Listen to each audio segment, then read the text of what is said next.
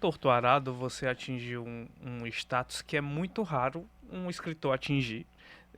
Quando eu digo é status de celebridade mesmo, né? Porque como o livro estourou e muita gente leu e houve um envolvimento e um impacto muito grande, as pessoas também começaram a tratar o escritor como uma grande celebridade. E isso no Brasil é muito raro, é bem comum.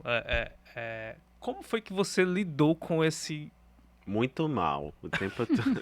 Primeiro que eu sempre fui uma pessoa muito quieta, muito discreta, de não gostar de holofotes, né? Não necessitava, aprendi a viver sem isso, né? Não fazia parte da minha vida. O aluno, parece até que era o aluno da sala que estava sempre fazendo intervenção com o professor, muito pelo contrário. Eu sentava lá no cantinho, lá atrás, porque eu tinha até vergonha de falar. Né? Então, para mim foi uma mudança muito radical de vida, né? Sempre tive vergonha de falar em público, de me expressar em público. Olhando assim pode parecer que não. Mas eu acho que eu me acostumei. Sabe uma coisa que você repete tantas vezes, você termina se Uhum. acostumando?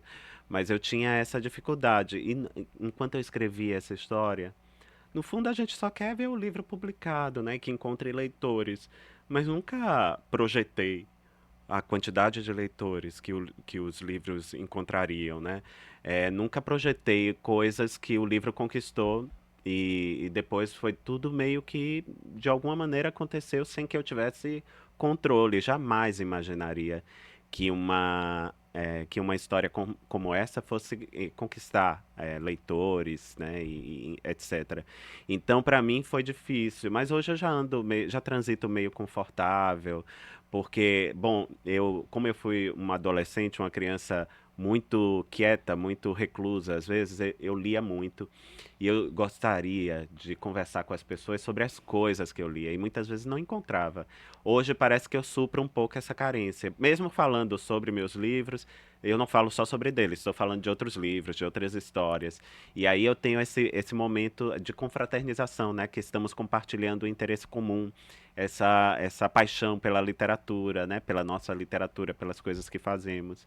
Aí fui aprendendo pouco a pouco. E ainda me incomoda um pouco pensar que bom, enfim, esse é o nosso tempo, né? É o nosso mundo.